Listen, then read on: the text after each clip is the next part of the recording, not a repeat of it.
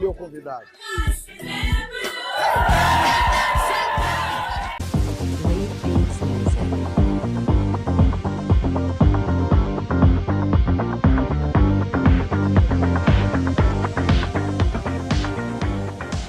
Boa tarde a todos, uma excelente tarde, é um prazer enorme ter vocês aqui, tá? As pessoas que eu já tive um contato, né, um dia, então é muito bom ter todos vocês aqui conosco, é uma honra muito grande ter comigo aqui a Marta, a Sandra, o Otto, né? A Cássia, são pessoas que eu respeito e admiro muito, muito obrigado por vocês poderem estar conosco, e os demais também, tá? Eu não consigo ver todo mundo, mas que nós tenhamos aí um tempo de excelência, que a gente possa fazer uma entrega assim maravilhosa para todos vocês, que a gente possa acrescentar, né, no crescimento aí de cada um de vocês.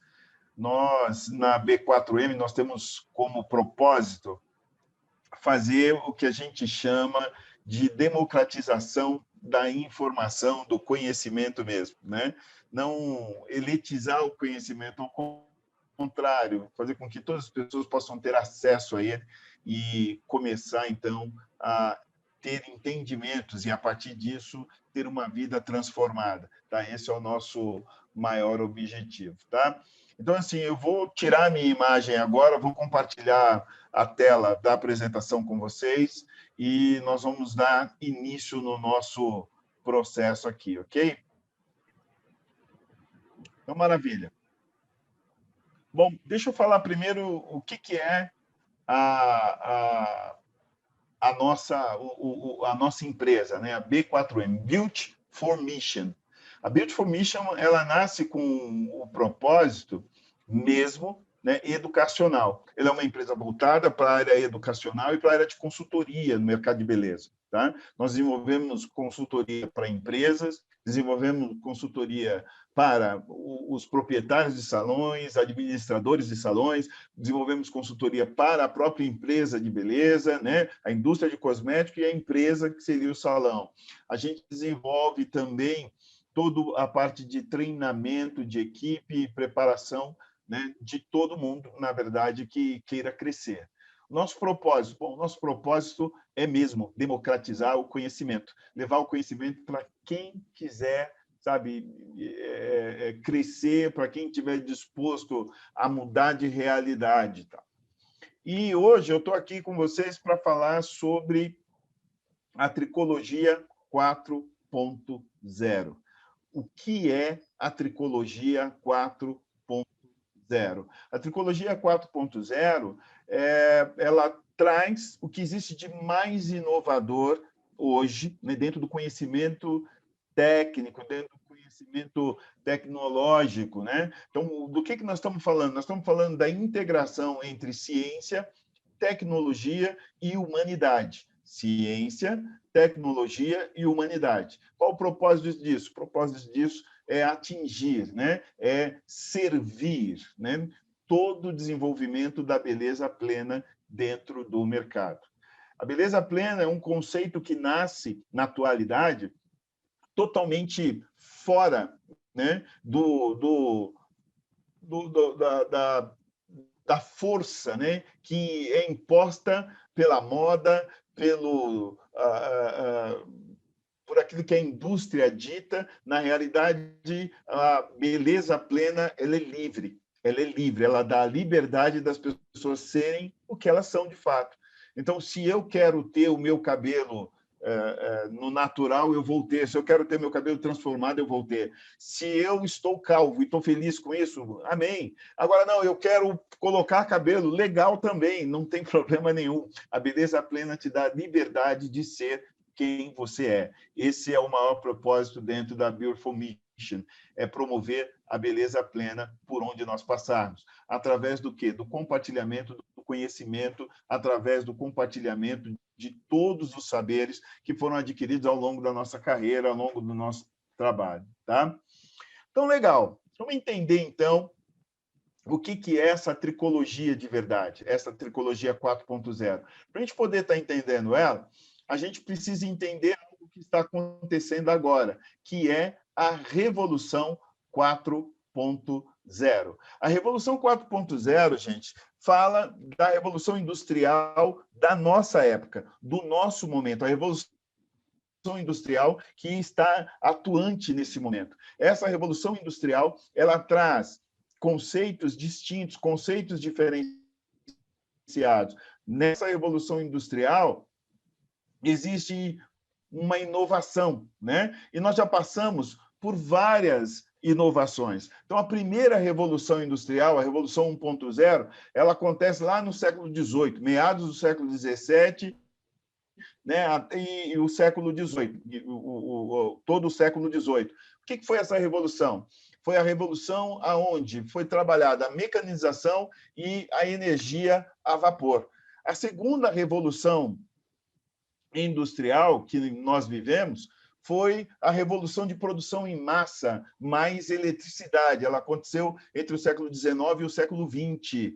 A terceira revolução foi a revolução eletrônica, né, e de sistemas de TI, mais automatização ou automação. E aí, o que aconteceu nesse período? Nesse período, nós vimos as linhas de produção sendo automatizadas, né, passando por processo de automação, havendo modificações consideráveis no processo de produção. Isso começou na década de 60 e veio se estendendo até os dias de hoje. Tá? E a quarta revolução, por sua vez, o que é? A quarta revolução, gente, ela trabalha, na verdade, o conceito de tudo aquilo que é físico, mais aquilo que é digital, mais o biológico.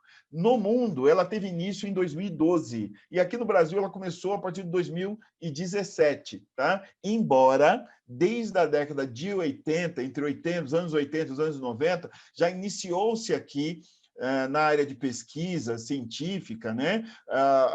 Estudos diferenciados, a construção, por exemplo, do primeiro laboratório nacional, né, de luz sincrônica, né, do sincrotron, na verdade, ele começou lá na década de 80, e foi instalado aqui no Brasil, na região de Campinas, no interior de São Paulo aqui. Então, a Revolução Industrial, gente, ela vem trazendo sérias modificações em tudo que a gente faz. Então, a quarta Revolução Industrial, ela representa uma mudança fundamental na maneira como nós vivemos, como nós trabalharemos, como nós chegaremos aos resultados. Essa revolução, ela tem a ver com isso. Toda vez que você ouvir falar da Revolução Industrial, quarta Revolução Industrial, você vai ver menções dela aí como 4RI, tá?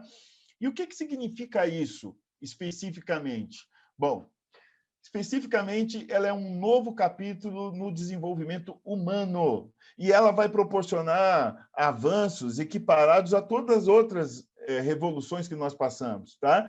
Mas o que é mais importante agora, o que é mais importante nesse momento é a gente entender que o nível de entendimento e de conhecimento humano, ele vai ser diferente, porque as tecnologias hoje, elas vão proporcionar para nós a conexão do mundo físico, do mundo digital, do mundo biológico, né? E nós vamos poder fundir tudo isso. Nós vamos fundir tudo isso com essa tecnologia e não vai haver mais limite para o conhecimento. A quarta revolução industrial, ela abre um capítulo novo no desenvolvimento da pesquisa, sobretudo da pesquisa sobre o próprio ser humano. Tá? A gente vai ter acesso a informações que nós nunca tivemos antes. Nós vamos ter a confirmação, né? A ratificação de afirmações que nós fizemos no passado. Então, assim, a quarta revolução, ela traz, de fato, algo muito novo para nós.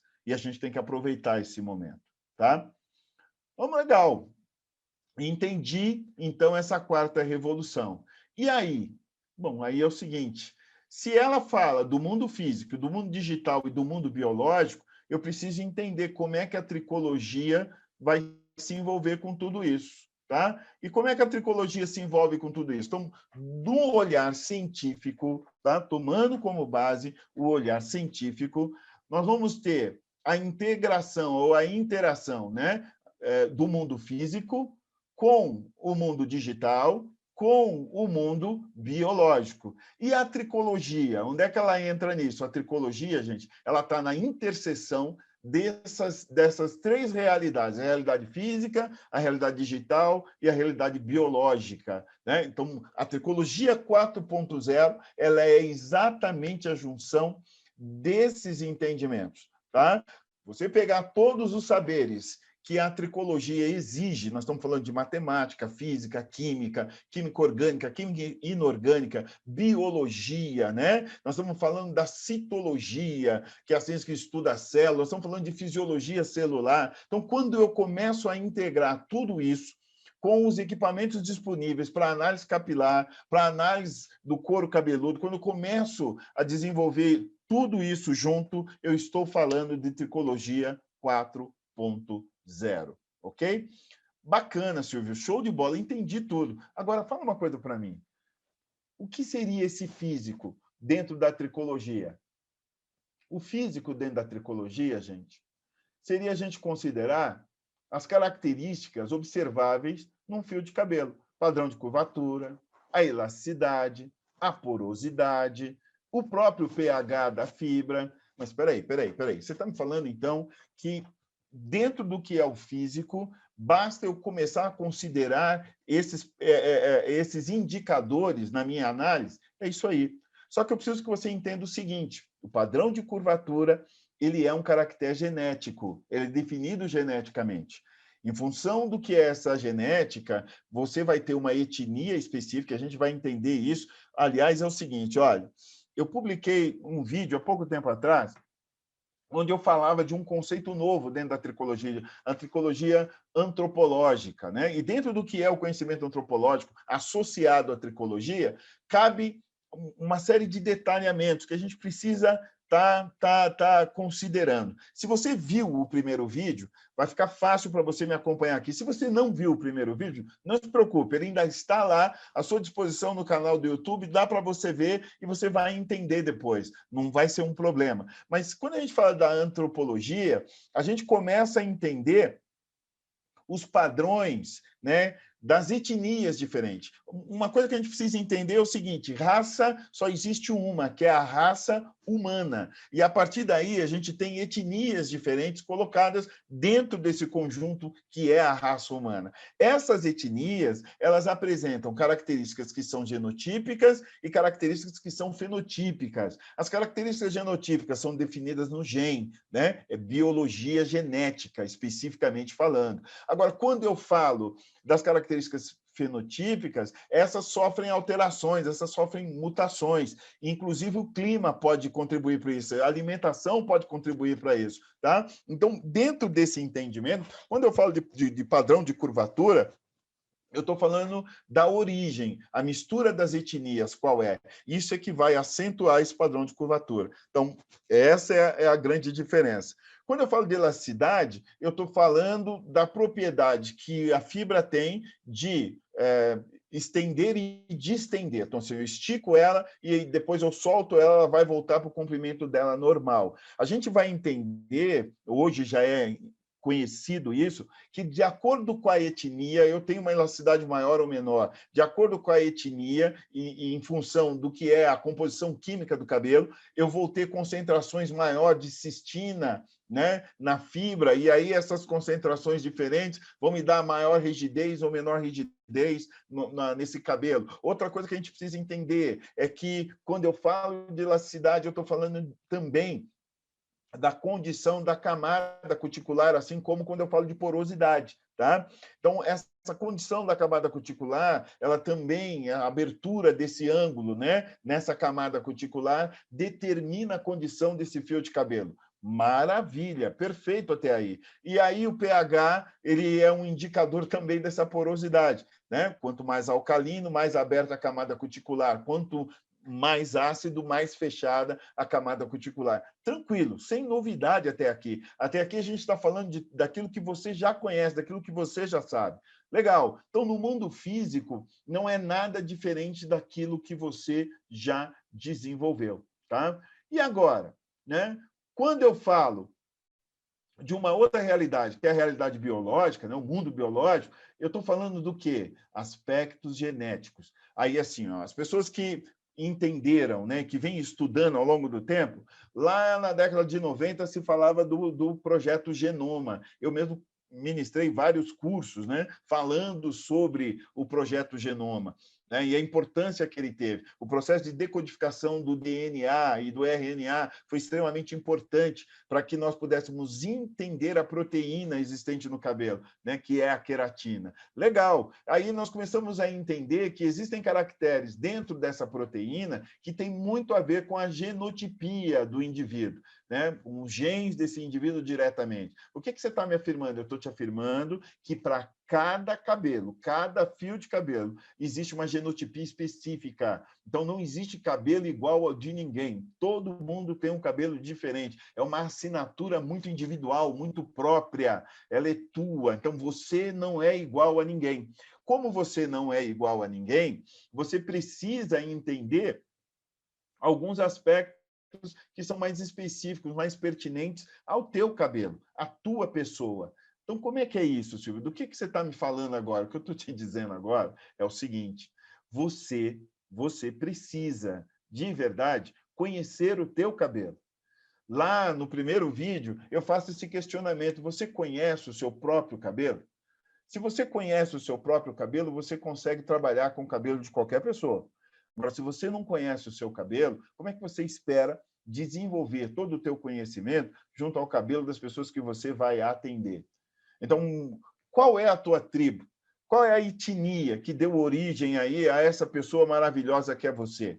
Qual é a etnia que deu origem a esse padrão de curvatura que você tem no seu cabelo? Qual a etnia que deu a resistência a essa fibra que você tem? Né? Então, quando a gente fala dessa etnia, a gente precisa considerar essa genotipia. E, junto com a genotipia, uma outra coisa que a gente considera é a fenotipia. Genótipo a gente não altera, fenótipo sofre mutação. É essa a base do entendimento que você precisa agora, ok? Então, quando eu considero esses dois pontos, eu começo, do ponto de vista da tricologia 4.0, eu começo a fazer uma análise capilar diferenciada. Eu começo a ter considerações muito específicas. Mas no que isso vai me ajudar? Isso vai te ajudar na escolha do produto que você vai colocar nesse cabelo, por exemplo. Isso vai te ajudar a você determinar, direcionar qual o tipo de tratamento que você vai montar, quais as formulações cosméticas mais adequadas para a condição daquela fibra. Né? Isso não é só uma coisa relacionada ao estado físico da fibra. Existem outros detalhamentos que a gente vai estar conversando um pouquinho ainda hoje sobre eles. Ok? Maravilha! Nós falamos, então, do físico e do biológico. E no digital?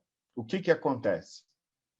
Bom, hoje, no digital, nós temos equipamentos laboratoriais aí de alta precisão e alta capacidade de análise. Nós estamos falando de microscopia, né, digital, nós estamos falando de microscópio de varredura, nós estamos falando por exemplo, né, o Sirius, que é o microscópio mais potente que existe hoje, né? O Sirius, para você ter uma ideia, eu consigo pegar um fio de cabelo, pegar uma unidade com 30 micrômetros, um micro, gente, ele é 1000 vezes menor do que 1 milímetro. E eu consigo pegar uma partinha, um pedacinho de cabelo, né, com 30 micrômetros, e eu vou lá e incido sobre ele uma luz. Quando eu incido sobre ele uma luz, e essa luz ela tem um espectro que vai do infravermelho até o raio-x, né, quando eu incido essa luz, que é extremamente potente, sobre um pedaço daquela matéria, eu tenho uma revelação profunda, mas muito profunda, da constituição daquele material que eu estou analisando. Isso tudo está à disposição de cada um de nós.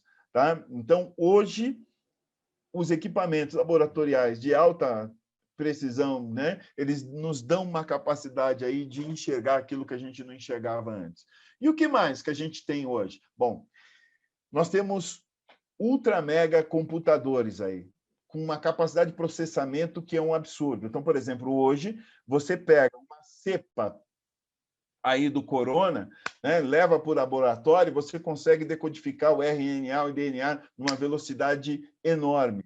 Né? Você começa a identificar os processos numa velocidade enorme. Além disso, existe um banco de dados de informações disponível hoje no mercado. E a gente tem computadores trabalhando numa velocidade estonteante. Nós estamos falando de sair da física newtoniana, né, e entrar na física quântica de verdade. A gente começa a trabalhar quase que na velocidade da luz. Gente, é possível você desenvolver estudos numa rapidez muito grande. Você só precisa ter a informação, ter acesso à informação. Isso é fundamental. Maravilha, gente? Legal. Então, nós entendemos o que é o físico, entendemos o que é o digital, nós entendemos tudo o que a gente precisa saber para poder estar trabalhando, né, a informação. Legal. Agora que eu já entendi isso, o que mais que eu preciso compreender de verdade? Bom,